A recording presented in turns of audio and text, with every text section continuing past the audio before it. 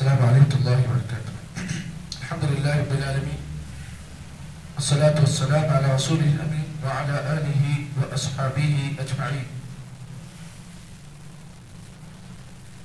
وعن عبادة بن الصامت رضي الله تعالى عنه قال قال رسول الله صلى الله عليه وسلم: من شهد أن لا إله إلا الله وحده لا شريك له وأن محمدا عبده ورسوله وأن عيسى عبد الله ورسوله وكلمته ألقاها إلى مريم وروح منه والجنة حق والنار حق أدخله الله الجنة على ما كان من العمل رواه متفق علیہ.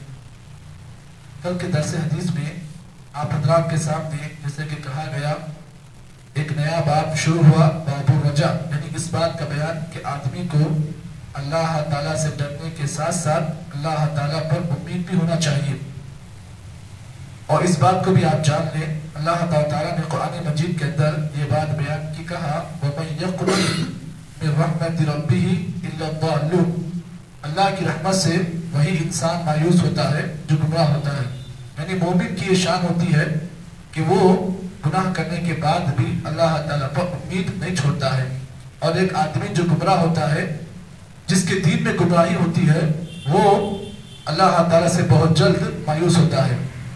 اور اللہ تعالیٰ قرآن مجید کی آیت میں یہ بات بیان کی، کہا قُلْ يَا عِبَادِيَ الَّذِينَ أَسْرَفُوا عَلَىٰ أَنفُسِهِمْ لَا تَقْنَطُوا مِن رَحْمَتِ اللَّهِ. اللہ نے کہا اے نبی آپ میرے بندوں سے کہو، وہ بندے جنہوں نے اپنے نفسوں پر گناہ کے ذریعے سے ظلم کیا، اللہ تعالیٰ نے کہا آپ ان سے کہو لا تقنطوا من رحمت اللہ، اے میرے بندو اللہ کی رحمت سے مایوس نہ ہو. ان اللہ یغفر الذنوب جمیعا، اللہ تعالیٰ تمہارے تمام گناہوں کو معاف کرنے والا ہے. انہ غفور رحیم، اور اللہ تعالیٰ غفور ہے اور رحیم ہے.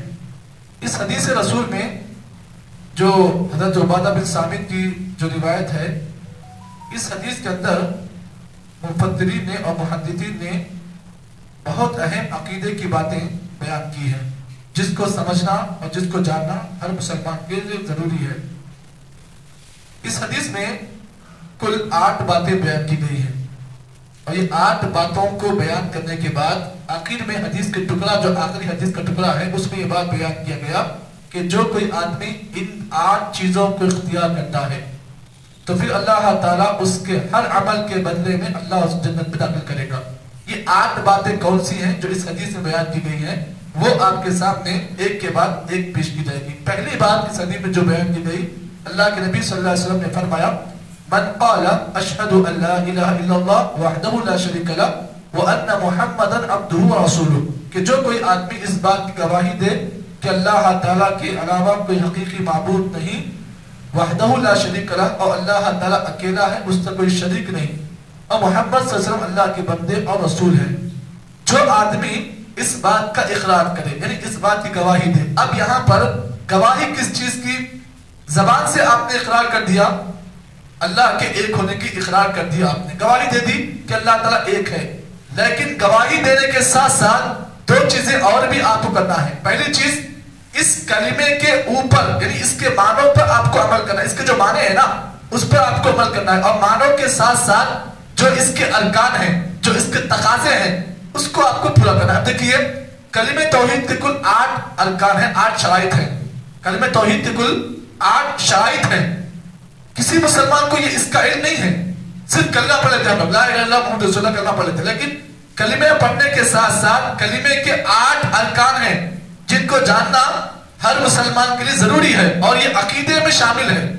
تو معلوم یہ ہوا صرف کلمہ توحید کی گواہی دینا، لا الہ الا اللہ کہنا، یہ کافی نہیں ہے، بلکہ کہنے کے ساتھ ساتھ اس کے معنوں پر غور کرنا، اور ساتھ ہی ساتھ اس کے معنوں پر غور کرنے کے ساتھ ساتھ اس کے جو تقاضے ہیں ان تقاضوں کو ادا کرنا ہر مسلمان کے لیے ضروری ہے.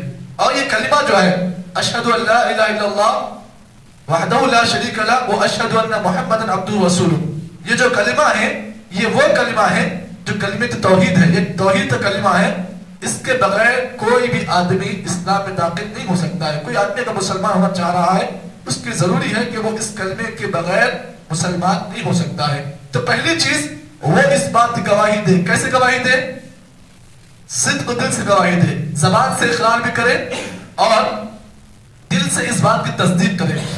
زبان سے گواہی دینا کافی نہیں ہے، ساتھ ساتھ دل سے بھی اس بات کی تصدیق کرے کہ اللہ کے سوا کوئی حقیقی معبود نہیں، اور میں اس بات کی گواہی دیتا ہوں کہ محمد صلی اللہ علیہ وسلم اللہ کے بندے اور رسول ہیں۔ تو زبان سے کہہ دیا، جیسے علامہ اقبال کا ایک شعر ہے، جو علامہ اقبال جو شاعر مشرق ہیں، جو بہت ہی مشہور شاعر گزرے ہیں، اور یہ علامہ اقبال توحید پرست تھے۔ علامہ اقبال کے شاعری مجموعے میں ایک شعر یہ بھی ہے، زبان سے کہہ دیا لا الہ الا اللہ تو کیا حاصل، زبان سے کہہ دیا لا الہ الا اللہ تو کیا حاصل، یعنی اگر کوئی آدمی زبان سے کہہ دیا لا الہ الا اللہ، کلمہ پڑھ لیا، لیکن عمل اس کا اس کے خلاف ہے، تو کلمہ پڑھنے کا کوئی اسے فائدہ نہیں ملے گا۔ یہ مطلب ہے اس کا۔ تو یہ پہلا معنی ہے اس حدیث کے اندر کہ پہلی چیز آدمی اس بات کی گواہی دے اپنی زبان سے، اور اس بات کی تصدیق کرے کہ اللہ کے سوا کوئی حقیقی معبود نہیں، اور محمد عربی صلی اللہ علیہ وسلم اللہ کے بندے اور رسول ہیں، اس بات کی بھی آدمی تصدیق کرے۔ دوسری چیز جو اس حدیث سے دوسری جو بات بتائی گئی وہ کیا ہے؟ وَأَنَّ عِيسَىٰ عَبْدُ اللَّهِ، حضرت عیسیٰ علیہ السلام اللہ کے بندے ہیں اور اس کے رسول ہیں۔ حضرت عیسیٰ اللہ کے بندے اور اس کے رسول ہیں، لیکن بعض لوگ حضرت عیسیٰ علیہ السلام کو نعوذ باللہ اللہ کا بیٹا قرار دیتے ہیں، اور حضرت مریم کو نعوذ باللہ اللہ کی بیوی قرار دیتے ہیں۔ اور یہ جماعت، یہ جو فرقہ ہے، یہ جو مذہب ہے، آج بہت زور شور سے اپنی دعوت کا کام کر رہا ہے، جسے آپ عیسائی کہتے ہیں۔ اور یہ عیسائی جو مذہب جو مسلک ہے، عیسائی جو مذہب ہے، آج ان لوگوں میں یہ عام کر دیا کہ نعوذ باللہ حضرت عیسیٰ علیہ السلام اللہ کے بیٹے ہیں اور حضرت مریم اللہ تعالیٰ کی بیوی ہے۔ لیکن یہ عقیدہ اگر کوئی مسلمان مانتا ہے یا اس بات کا اقرار کرتا ہے کہ نعوذ باللہ حضرت عیسیٰ اللہ کے بیٹے ہیں اور مریم اللہ کی بیوی ہیں، تو یہ چیز ایسی ہے کہ پھر اس چیز کے کرنے کی وجہ سے، اس چیز کی بولنے کی وجہ سے آدمی جو ہے اسلام سے خارج ہو جاتا ہے۔ تو معلوم یہ ہوا کہ آدمی کو چاہیے کہ اس بات کی گواہی دے کہ عیسیٰ علیہ السلام اللہ کے بندے ہیں اور اللہ کے رسول ہیں، اور ان کی ماں حضرت مریم جو ہے یہ اللہ تعالیٰ کی ایک بندی ہے۔ اور اس بات کو بھی اقرار کرے کہ حضرت عیسیٰ علیہ السلام کو اللہ تعالیٰ نے دیگر انبیاء کی طرح معجزات عطا کیے تھے، معجزات عطا کیے تھے، اور ساتھ ہی ساتھ ان کی ماں جو ہے حضرت مریم کو بھی اللہ نے معجزات عطا کیے تھے۔ لیکن حضرت عیسیٰ علیہ السلام کے بارے میں یہ بات کا آپ جان لیں کہ عیسیٰ علیہ السلام ایک اللہ کے بندے ہیں، اللہ تعالیٰ نے انہیں معجزات عطا کیے تھے۔ کیا تھا معجزہ؟ مردوں کو زندہ کرتے تھے اللہ کے حکم سے، اور اسی طریقے سے جو لوگ کوڑی اور برس کی بیماری میں ہوتے، حضرت عیسیٰ اللہ کے حکم سے انہیں جو ہے اچھا کرتے۔ اسی طریقے سے اور بھی اللہ تعالیٰ نے معجزات حضرت عیسیٰ علیہ السلام کو عطا کیے تھے۔ تیسری چیز اس حدیث میں تیسری بات بتائی گئی وہ کیا ہے؟ وَأَنَّ عِيسَىٰ عَبْدُ اللَّهِ، حضرت عیسیٰ علیہ السلام اللہ کے بندے ہیں۔ اس بات کو اقرار کرنا بہت ضروری ہے، لیکن عیسائیوں نے حضرت عیسیٰ علیہ السلام کو اللہ تعالیٰ کے برابر مقام دے دیا۔ اس کے بعد چوتھا مسئلہ اس حدیث میں جو بیان کیا گیا وہ یہ ہے کہ حضرت عیسیٰ علیہ السلام کی جو ماں ہے مریم، وہ اللہ تعالیٰ کی ایک بندی ہے اور نیک اور صالحہ عورتوں میں سے ایک ہے۔ اور جب آپ جانتے ہیں سورۃ تحریم کی جو آخری آیتیں ہیں، اللہ تعالیٰ نے اس میں نیک عورتوں میں حضرت مریم کا بھی نام لیا ہے۔ وَمَرْيَمَ ابْنَتَ عِمْرَانَ الَّتِي أَحْصَنَتْ فَرْجَهَا فَنَفَخْنَا فِيهِ مِنْ رُوحِنَا وَصَدَّقَتْ بِكَلِمَاتِ رَبِّهَا وَكُتُبِهِ وَكَانَتْ مِنَ الْقَانِتِينَ۔ اللہ نے کہا حضرت مریم جو ہے یہ ہمارے اطاعت گزار بندوں میں سے تھی۔ اس کے بعد اس حدیث میں ایک اور عقیدے کی بات بیان کی وہ کیا ہے؟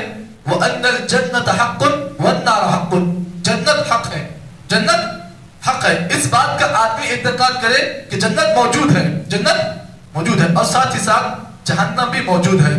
اس میں آدمی کو شک نہیں کرنا چاہیے جنت کہاں ہے، جہنم کہاں ہے، کسی نے دیکھا آج تک؟ کیوں مانے ہم، کیسے مانے؟ اب تک ہم نے کوئی چیز نہیں دیکھی۔ تو آدمی کو دنیا میں کوئی بھی چیز آدمی بغیر دیکھے کہ کوئی چیز آدمی نہیں مانتا ہے، جب تک دیکھتے نہیں مانتا نہیں وہ۔ اگر میں کہوں کہ نہیں بھی دن ہے تو آپ نہیں مانے، کیوں؟ مول صاحب رات دکھے نا تو آپ دن بول نہیں۔ تو جنت اور جہنم پر بھی ایسے ہی ایمان لانا ہے کہ آدمی، اللہ کے نبی نے کہا جنت ہے تو آدمی اس کو مان لے بلا چوں چلا، نبی نے کہا جہنم موجود ہے تو آدمی اس کو مان لے۔ کیسے مانے؟ بلا وہ چوں چلا، اس میں کوئی شک کرے جنت ہے؟ ہاں ہے. یہ کس نے کہا؟ ہمارے رب نے کہا. یہ کس نے کہا؟ ہمارے نبی نے کہا. جہنم ہے؟ یہ کس نے کہا؟ اللہ نے کہا اور ہمارے نبی محمد صلی اللہ علیہ وسلم نے کہا.